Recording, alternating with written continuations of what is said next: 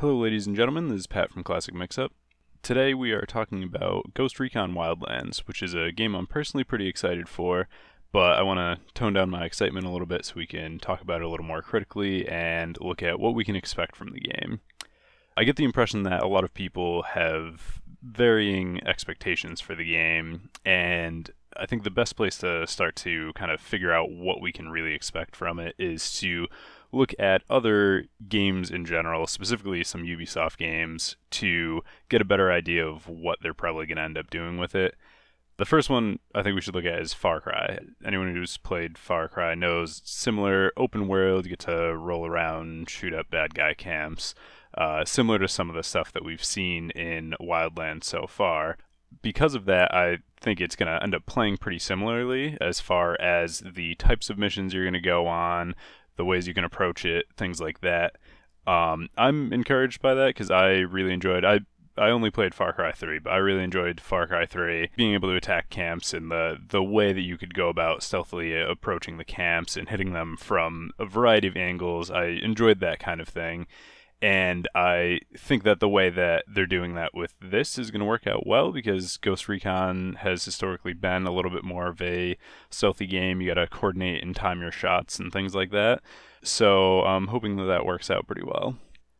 Another game I think is definitely worth talking about is the most recent Tom Clancy game, The Division. I enjoyed The Division quite a bit and put a decent amount of time into it, but there were definitely some issues that I had with it. One of the smaller issues is just that the story was pretty forgettable with, not very interesting dialogue, nothing really exciting going on with it, which, from what I've heard, might end up being the case in Wildlands as well.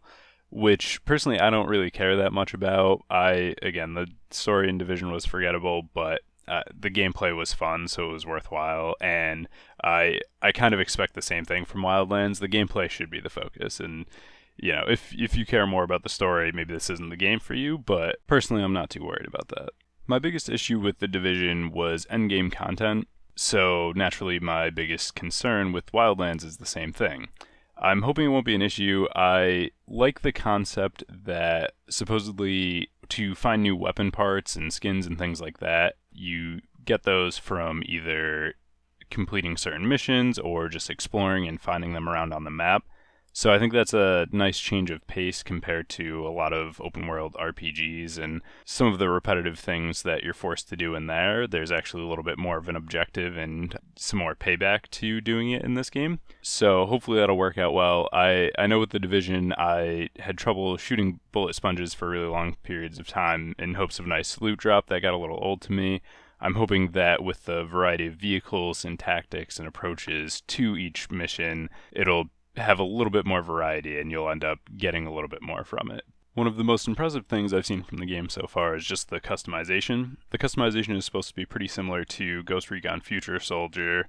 I never played that game, but I'm really looking forward to messing around and trying to create specific loadouts that really match the way I like to play. And also apparently you're able to change your loadout while you're out in the field. You don't have to go back to base or anything like that. So I think that'll be helpful it may be tough if you're in the middle of a firefight to try and switch things up, but if you realize that you're not geared out properly while you're reconning a base or something like that, then you'll be able to change it on the fly so that you're better set for it. Also, the general appearance customization is supposed to be pretty in-depth as well. I think as far as facial customization goes, there isn't too much going on, but there's more to the gear that you can have. There's like a lot of different colors, a lot of different pieces that you can have as far as undershirt, jacket, different backpacks and all that kind of stuff. So that's pretty cool as well. So that basically covers what's going to be similar to previous games. So what's going to be new about Wildlands?